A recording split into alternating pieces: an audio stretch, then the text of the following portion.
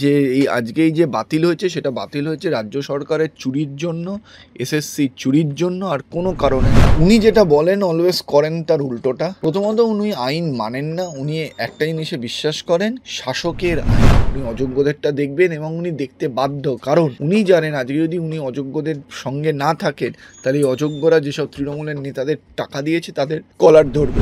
একেবারে নতুন যে বিজ্ঞপ্তি তাকে চ্যালেঞ্জ করে একেবারে মামলা দায়ের করা হলো কোর্টে, কি বলবেন সে বিষয়ে? হওয়ারই তো ছিল এবং এটা যাতে হয় সেই জন্যই তো রাজ্য সরকার এসএসসি ওই বিজ্ঞপ্তিটা দিয়েছে, করানোর জন্যই তো দিয়েছে, কারণ ওনারাও জানেন যে এই বিজ্ঞপ্তিটা বেআইনি বিজ্ঞপ্তি। পুরোপুরি সুপ্রিম কোর্ট আর হাইকোর্টের যে অর্ডার দিয়েছে তার বিরুদ্ধে, তার এগেনস্টে এই বিজ্ঞপ্তি হয়েছে। কোনো অর্ডার না মেনে যে ডিরেকশানস দিয়েছে সেই ডিরেকশানস না মেনে, এবং এটা করানো হয়েছে মানে এই নোটিফিকেশানটি ইচ্ছাকৃত এরমভাবেই করা হয়েছে যাতে করে চ্যালেঞ্জ হয়ে নিয়োগটা আটকে যায়, যাতে করে মমতা ব্যানার্জি বলতে পারে যে আমরা তো নিয়োগ করার চেষ্টা করেছিলাম, কোর্ট আটকে দিয়েছে, কিন্তু ওনার নিয়োগ করার কোনো ইচ্ছাই নেই। তার প্রমাণ হলো উনি এই নিয়োগ প্রক্রিয়ায় যারা চিহ্নিত টেন্টেড তাদেরকেও বসার সুযোগ দিয়েছে। বলা হয়েছিল যে ওই পুরনো নিয়মেই পরীক্ষা হবে, সেটাও উনি না করে নতুন নিয়ম করে দিয়েছেন। তারপরে এখনও অবধি উনি ওয়েমার পাবলিশ করলেন না। উনি যারা বেতন ফেরত দেবে তাদের বেতন ফেরত না দেওয়াতে যে ব্যবস্থা নেওয়া সেই কোনো ব্যবস্থা নেন না, উল্টে এমনই একটা বিজ্ঞপ্তি জারি করলেন যেখানে দেখা যাচ্ছে যে যারা চিহ্নিত টেন্টেড তারাও পরীক্ষায় বসতে পারবে। কিন্তু দাদা, মুখ্যমন্ত্রী এই প্যানেল বাতিল হওয়ার শুরু থেকে একেবারে যে সকল প্রেস কনফারেন্স করেছে তার একটি দাবি ছিল, গভর্নমেন্ট তো আপনাদের প্যানেলটা ক্যান্সেল করেনি, কিছু উদ্দেশ্য প্রণোদিতভাবে স্বার্থপর মানুষ বিকাশ রঞ্জন ভট্টাচার্যরা প্যানেল ক্যান্সেল করেছে, কিন্তু আবারই একই দাবি তুলবেন? দেখুন, উনি যাই দাবি তুলুক না কেন এটা প্রমাণ হয়ে গেছে এবং সবাই এটা বুঝে গেছে যে এই আজকে এই যে বাতিল হয়েছে সেটা বাতিল হয়েছে রাজ্য সরকারের চুরির জন্য, এসএসসি চুরির জন্য, আর কোনো কারণে না। কোর্ট সেটা বাতিল করেছে এবং সবথেকে বড় বিষয় হলো রাজ্য সরকারও এই চুরিটা যে হয়েছে, এই দুর্নীতি হয়েছে সেটা মেনে নিয়েছে। কেন বললাম মেনে নিয়েছে? মেনে নিয়েছে বলেই তারা সুপ্রিম কোর্টে আন্ডারটেকিং দিয়েছে আমরা নতুন পরীক্ষা নেব, তারা চিঠি দিয়ে জানিয়ে দিয়েছে আমরা সুপ্রিম কোর্টের অর্ডার মেনে নেব, কারণ তারাও জেনে গেছে যে এটা চুরি হয়েছে। আর এখনও অবধি উনি সেই অযোগ্যদেরই বাঁচানোর চেষ্টা করছেন, তার কারণ অযোগ্যদেরও এই পরীক্ষায় উনি বসাচ্ছেন, যোগ্যদের সঙ্গে আবার এই যোগ্য অযোগ্য মিলিয়ে দিচ্ছেন।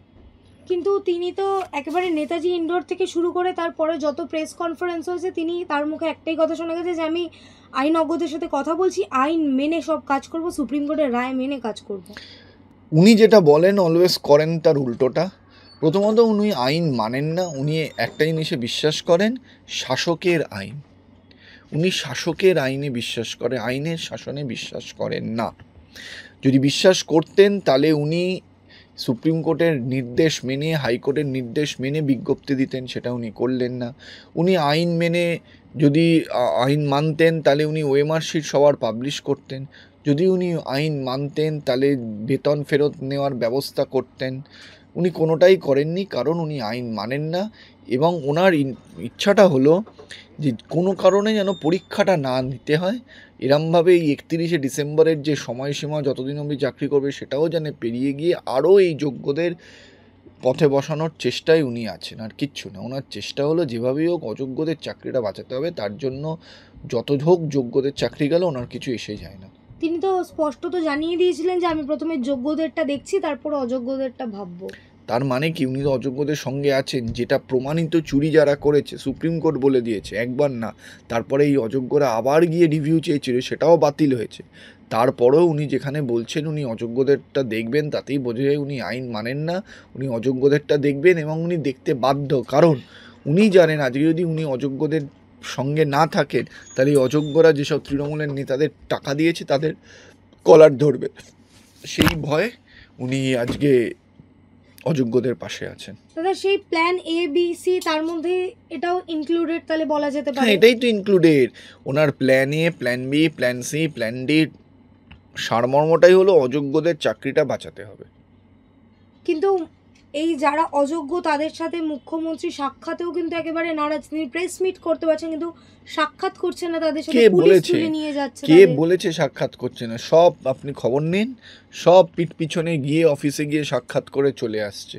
তাহলে আপনি ভেবে দেখুন এই যে অযোগ্যরা বারবার গিয়ে সুপ্রিম কোর্টে মামলা করছে, এই পয়সা পাচ্ছে কোথায়? এটা তো রাজ্য সরকার স্পন্সার্ড লিটিগেশন হচ্ছে, রাজ্য সরকারই ওনাদের দিয়ে বকলমে করাচ্ছে মামলাটা। সমস্ত আটঘাট বাজছে। যাদের সঙ্গে উনি কথা বলছেন না সেটা হলো যারা যোগ্য বলছে তাদের সঙ্গে উনি কথা বলছেন না, তাদের দিয়ে পুলিশকে লাঠিচার্জ করাচ্ছে। কোনো অযোগ্যদের ওপর কিন্তু উনি লাঠিচার্জ করাননি এখনো অবধি। কিন্তু এই যে বিজ্ঞপ্তিতে আমরা স্পষ্ট দেখতে পেলাম period teaching experience 10 marks, interview 20 marks.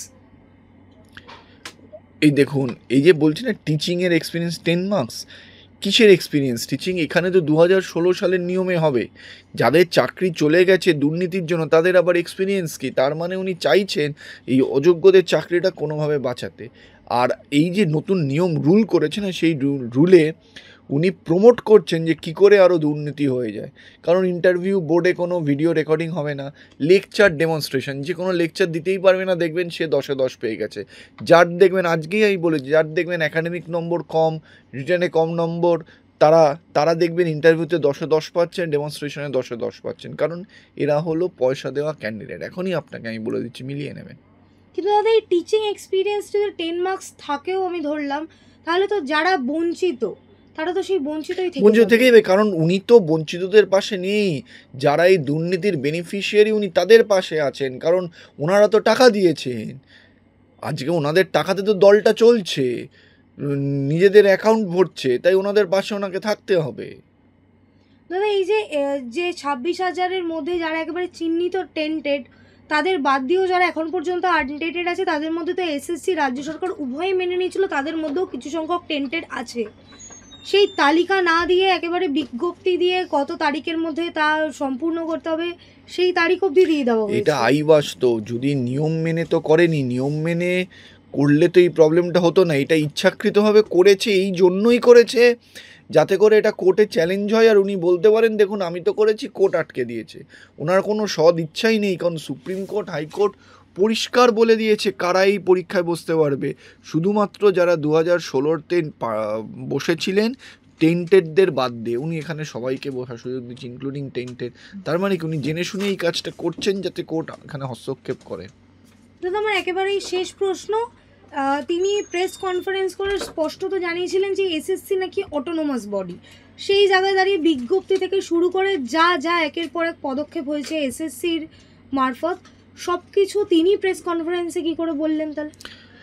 প্রথমত এসএসসি অটোনোমাস বডি হলো, এসএসসি অ্যাক্টেই পাওয়ার দেওয়া আছে রাজ্য সরকারকে। রাজ্য সরকার কোনো চাইলে কোনো অর্ডার এসএসসিকে দিতে পারে সুষ্ঠুভাবে এসএসসি পরিচালনা করার জন্য। এক, দ্বিতীয় কথা, আজকের ওনার এসএসসি চেয়ারম্যান তো করতে পারতো, তাহলে উনি এত ঢাক পেটাচ্ছেন কেন?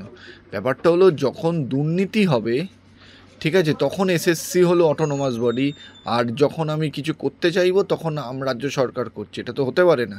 আজকে এই দুর্নীতির দায় ওনাকে নিতে হবে, কারণ উনি যদি অটোনোমাসই মনে করেন তাহলে 2019 সালে পার্থচার্যকে আন্ডারে একটা কমিটি গঠন করে দিল কেন? যাতে করে দুর্নীতিটা হয়। আর কমিটি হওয়ার পরেই যত রাজ্যের বেআইনি নিয়োগ সব কিছু হয়েছে ওই কমিটি করেছে। সেটা আমরা বলছি না, সেটা হাইকোর্ট বলেছে, বাক কমিটি বলেছে।